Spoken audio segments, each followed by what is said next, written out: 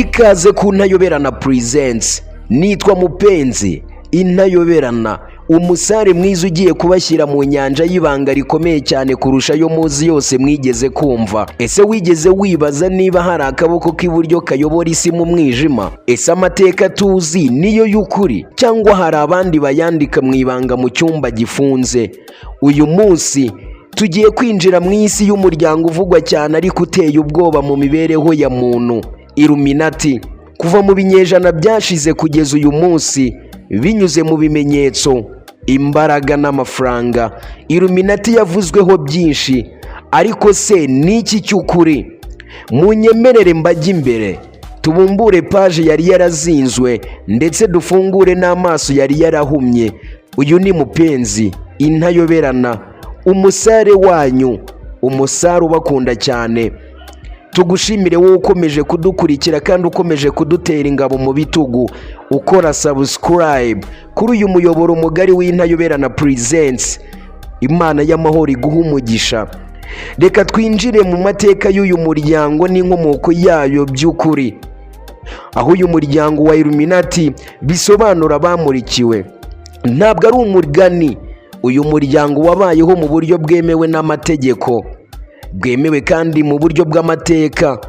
Uyu muryango washinzwe na Adam Weishaupt, umwarimu w'amategeko muri kaminuza ya Ingolstadt muri Bavaria, ni mu gihugu cy'Ubudage, ni ko ubu ngubu tucyita. Yawushinze ku itariki ya mbere Gicurasi mu 1776. Uyu muryango yawushinze Weishaupt yashakaga kurwanya akarengane ku butegetsi bw'abami n'imbaraga z'idini, cyane cyane abajewitsi, mu burezi n'ubuzima bwa rubanda. Yizeraga ko binyuze mu bwenge n'ubumenyi, reason, abantu bize filozofi bahita babyumva neza. Uyu muryango waje kumenyekana cyane, bituma leta ya Bavaria iwufata nk'ubugambanyi. Mu 1785 umwami mutware Karl Theodore yawushyize mu majwi maze awuca burundu. Kuva icyo gihe mu rwego rw'inyandiko n'amateka, Illuminati yarazimye burundu, Illuminati yarahagaze, Illuminati yavuyeho. Wasigara wibaza uti, nyuma uyu muryango waje kugaruka ute? Nyuma y'isenyuka ryayo havutse imyizerere y'uko uyu muryango utazimye ahubwo wagiye ikuzimu. Bamwe mu banditsi nka Augustin Barre bavuze ko Illuminati ariyo yateguye impinduramatwara mu Bufaransa kugira ngo isenye ubwami n'idini. Ibi byatumye izina Illuminati rihuzwa no guhirika ubutegetsi. Illuminati yagerageje kwinjira mu muryango wa Freemasonry, abamako, kugira ngo ihishe ibikorwa byayo. Ibi bituma n'uyu munsi abantu bakunda kuvanga iyi miryango yombi, nubwo mu by'ukuri itandukanye mu ntego n'imikorere. Ubundi Illuminati ifite intego eshatu z'ingenzi abantu bagomba kumenya, kandi iyo urebye neza izi ntego koko usanga zimwe zikorwa ndetse zaratangiye no gushyirwa mu bikorwa. Intego ya mbere y'uyu muryango ni ugushyiraho leta imwe y'isi, one world government, gukuraho imipaka y'ibihugu no gushyiraho ubutegetsi bumwe bugenzura iyi si yose, globalism. Intego ya kabiri y'uyu muryango ni ugushyiraho idini rimwe ry'isi, gukuraho amadini asanzwe, yaba abakristo, abayisilamu ndetse n'andi madini, hagashyirwaho imyizerere ishingiye ku bwenge cyangwa Luciferianism nk'uko bamwe babivuga. Intego ya gatatu ni igenzura ry'ubukungu, gukoresha amabanki akomeye ku isi n'ifaranga rimwe kugira ngo abakire bakomeze batsikamire abakene, abakire bakomeze bagenzure rubanda rugufi. Reka turebere hamwe ibimenyetso bikunze kwitirirwa uyu muryango. Ikimenyetso cya mbere ni ikimenyetso cy'ijisho ry'Uwiteka. Ni ikimenyetso dusanga ku ifaranga ry'idolari rya Amerika. Hariho ijisho mu mpande eshatu. Mu mateka iki cyari ikimenyetso cy'Imana ireba byose, ariko abizerera mu bihuha bavuga ko ari ijisho rya Illuminati rigenzura abantu binyuze mu mateganya, Saviors. Ikimenyetso cya kabiri ni inyabutatu cyangwa se icyo tuzi nka piramide, isimboliza inzego z'ubutegetsi, hierarchy, abari ku gasongero. bazi ukuri n'ibanga, mu gihe abari hasi bakora badasobanukiwe imikorere y'isonga, cyangwa se mu gihe abari hasi bakora badasobanukiwe ibikorerwa hejuru. Abantu bize governance and leadership ibyo bahita babyumva neza. Muri iki gihe cy'ikoranabuhanga, izina Illuminati ryabaye brand cyangwa se ikimenya bose y'ibintu byose abantu badasobanukiwe cyangwa se batinya. Iterambere ry'ikoranabuhanga, ibintu nka AI, artificial intelligence cyangwa microchips bifatwa nko gushyira mu bikorwa igenzura rya Illuminati. Ibibazo by'isi, intambara, icyorezo cya COVID-19 cyangwa se ihumbira ry'ubukungu, icyo twita inflation, bikunze kwitirirwa ko ari imishinga yateguwe n'uyu muryango kugira ngo ugabanye umubare w'abaturage batuye isi, population control. Kutizera inzego, kuba abaturage batakizera leta n'itangazamakuru, ibi ngibi bituma bashakira ibisubizo mu mayobera, aho Illuminati b'igisubizo cyoroshye cy'impamvu isi ihora mu mvururu. Reka tugere ku mwanzuro w'ibi twaganiraga mbere y'uko dukomeza n'urutonde nabateguriye. Mu busesenguzi bw'ubumenyi n'amateka, Illuminati ni umuryango wabayeho mu binyejana byashize, ariko ubu ngubu ukaba ari igitekerezo gikoreshwa mu gusobanura imbaraga z'ibanga zizenguruka isi. Nta gihamya ifatika ihari yerekana ko hari umuryango umwe ufite icyicaro n'abayoboke banditse ukora ibyo byose. Icyakora imbaraga z'amatsinda y'abakire n'abanyapolitike bakomeye mu gufata ibyemezo by'isi, nk'ihuriro rya Davos cyangwa se Bilderberg Group, nibyo bituma abantu bakomeza kwizera ko Illuminati kiriho mu bundi buryo. Nyuma yo gusobanukirwa n'uyu muryango, reka turebere hamwe ibyamamare 5 byo muri Afurika bivugwaho gukorana n'uyu muryango wa Illuminati. Ku mwanya wa 5 turahasanga Diamond Platnumz. Hari bimwe mu bimenyetso byagiye bigaragaza ko uyu mugabo yaba akorana n'uyu muryango wa Illuminati. Reka duhere mu gitaramo cye cyo mu mwaka w'ibihumbi 2023 muri Wasafi Festival. Diamond yinjiye ku rubyiniro ari mu isanduku y'abapfuye. Ibi byafashwe na benshi nk'umuhango w'ibanga wo kwerekana urupfu n'izuka rishya, nubwo we yavuze ko ari ubuhanzi. Diamond kandi akunze kugaragara yambaye imikufi cyangwa se imyenda iriho ikimenyetso cy'ijisho rimwe riri mu mpande 3, kikaba ikimenyetso cy'ingenzi kiranga uyu muryango wa Illuminati. Ubuzima bwa Wasafi Classic Baby, icyicaro cye n'uburyo inyubako za Wasafi ziteye. Hari abavuga ko harimo ibimenyetso n'imitako itandukanye ihuye n'iyi muryango mu buryo bw'ibanga.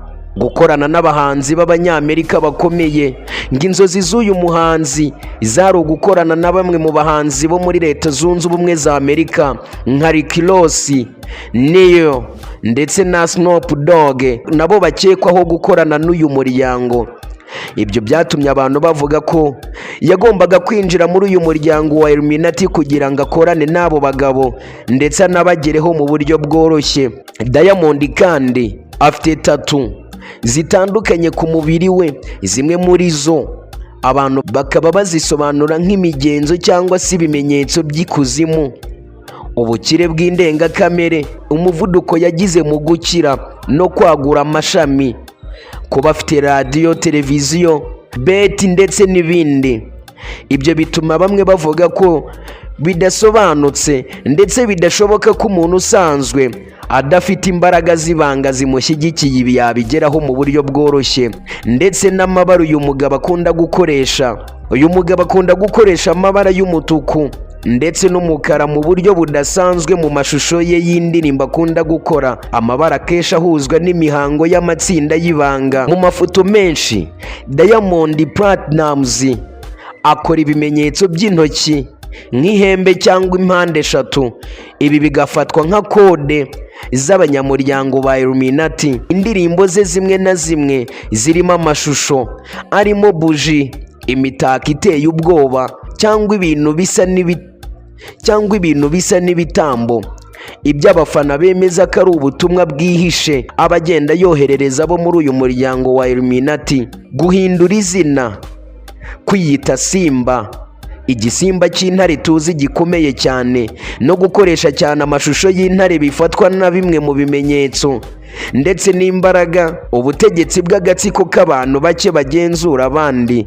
Diamond ubwo yigeze kuvuga ko ibi bigenda bimuvugwaho ari amagambo y'abantu, kandi ko iterambere rye ari imvune ndetse n'akazi kenshi no gusenga Imana. Ibi akaba bigaruka bavuga ko ntaho ahuriye nabyo no kuba akorana n'uyu muryango. Ibyo reka tubyirengagiza, ahubwo tujye ku mwanya wa 4, aho tuhasanga umuraperi ukomeye mu gihugu cya Ghana bamwita Sarko D.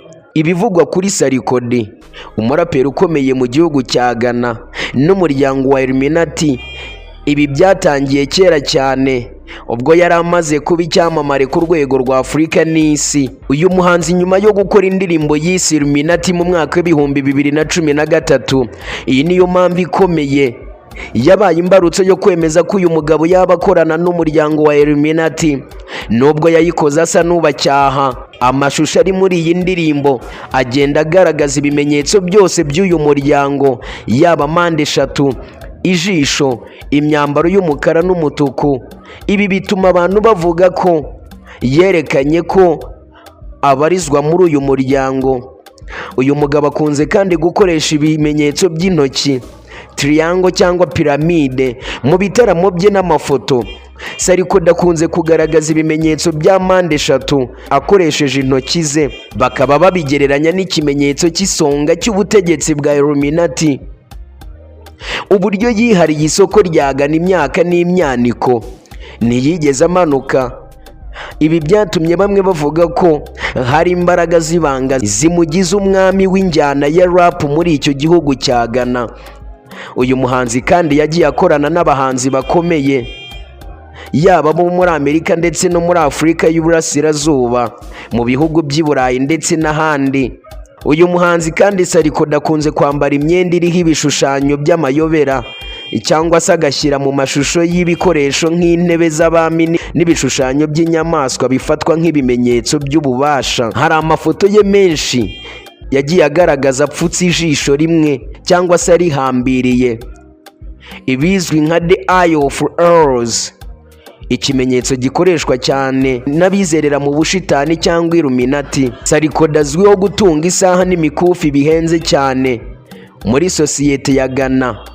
Hari abagereranya ubwo bukire butagereranywa ndetse n'ibihembo yagiye yegukana byo kwinjira mu miryango y'ibanga, ariho yagiye akura imbaraga zo kuba atunze akayabo k'amafaranga. Mu ndirimbo ze akunze kwiyita the highest cyangwa akavuga ko ari hejuru y'abandi bose. Ibi bifatwa nko kugaragaza urwego rwo hejuru rwa Illuminati hierarchy nk'uko twabivuze mu mateka y'uriya muryango. Hari amashusho y'indirimbo yakoze yise New Guy yakoranye na Ice Horde.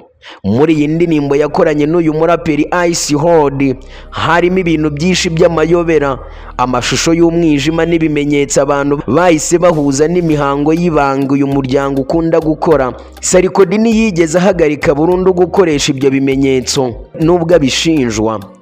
Benshi bemeza ko abikora nkana kugira ngo akomeze kuvugwa. Reka tujye ku mwanya wa 3, aho dusanga umuhanzi wo mu gihugu cya Nigeria Burna Boy, watangiye kuvugwa cyane ko akorana n'uyu muryango wa Illuminati cyane guhera mu mwaka w'ibihumbi 2019 ubwo yatangiraga gutwara ibikombe mpuzamahanga nka Grammy Award.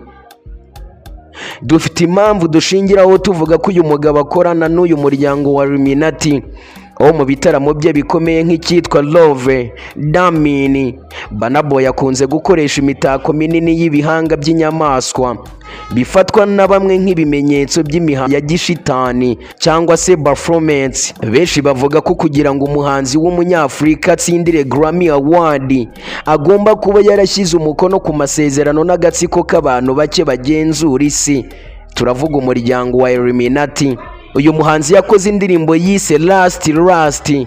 Muri iyi ndirimbo n'amashusho yayo, abantu basesengura byinshi muri iyi ndirimbo bakagenda bagaragaza ko harimo ubutumwa bwihishe, ibimenyetso by'intoki n'uburyo amashusho yateguwe mu mwijima n'umuriro. Burna Boy akunze kwambara imyenda y'abadozi bakomeye nka Jean Paul Joutre cyangwa Burberry. irimo ibimenyetso by'amaso menshi cyangwa impande eshatu zifatwa nk'ibirango bya Illuminati. Hari amafoto menshi Burna Boy agaragara apfutse ijisho rimwe akoresheje intoki cyangwa amataratara. Bikaba ikimenyetso cy'ingenzi cy'abamurikiwe n'umwijima. Uyu muhanzi agira uburyo bwo kwinjira ku rubyiniro bwihariye. Inshuro nyinshi Burna Boy azamuka ku rubyiniro akoresheje imashini zimuzura hasi cyangwa akazamuka mu kirere mu buryo buteye ubwoba. Abantu bakabigereranya n'izuka cyangwa imihango y'ibanga. Uyu muhanzi akunze kwiyita African Giant, kwiyita umunyandururu wa Afurika no kuvuga ko ari we wishimiye cyane mu muziki. Ibi bifatwa nko kugaragaza urwego rwo hejuru mu nzego z'ubutegetsi bw'ibanga. Kimwe n'abandi bahanzi, ku mubiri we hariho tatu nyinshi, zimwe zigaragaza inyamaswa z'inka cyane nk'ibimenyetso bya kera. Abafana bakabihuza n'imihango y'ikuzimu. Guhindura imodoka zihenze nk'izitwa Lamborghini mu gihe gito bituma muri sosiyete ye bakeka ko hari imbaraga z'umwijima zibyihishe inyuma. Gukorana na Beyonce, Jay-Z. Mu busesenguzi bwihuse, Jay-Z na Beyonce bafatwa nk'abayobozi ba Illuminati mu muziki. Kuba Burna Boy yaragaragaye mu mishinga yabo nka The Lion King, The Gift, byatumye benshi bemeza ko nawe yashyizwe mu muryango wa Illuminati. Ku mwanya wa kabiri turahasanga Wizkid. Byavuzwe ko uyu mugabo nawe akorana n'uyu muryango wa Illuminati binyuze mu ndirimbo One Dance yakoranye na Drake. Uyu mugabo kandi akunze kwiyita Starboy, nubwo ari izina ry'uburanga. Abasesengura iby'ikuzimu abazi byinshi kuri uyu muryango. Starboy bishobora gusobanura umwana w'inyenyeri, ikimenyetso gikunze gukoreshwa n'imiryango y'ibanga n'abaramya ba Rusoferi. Wizkid kandi akunze kugaragara mu mafoto n'ibitaramo akora ibimenyetso bya mpande eshatu akoresheje intoki ze, kimwe na Jay-Z, bikaba ikimenyetso kimenyerewe cya Illuminati. Indirimbo Joro, amashusho y'iyi ndirimbo agaragaramo Wizkid ari mu cyumba cyuzuye buji n'imitako iteye ubwoba. Benshi babibonye nka shrine cyangwa urusengero rw'imigenzo y'ibanga. Kimwe n'abandi bahanzi b'ibyamamare, Wizkid afite amafoto menshi apfutse ijisho rimwe nk'ikimenyetso cyo kumurikirwa. Gukorana na Beyonce mu muryango wa Illuminati, Beyonce na Jay-Z, namye mbivuga hejuru ko bifatwa nk'umwami n'umwamikazi ba Illuminati. Kuba Wizkid yaratoranyijwe mu ndirimbo Brown Skin Girl byatumye benshi bemeza ko yinjiye mu muryango w'imbere muri uyu muryango wa Illuminati.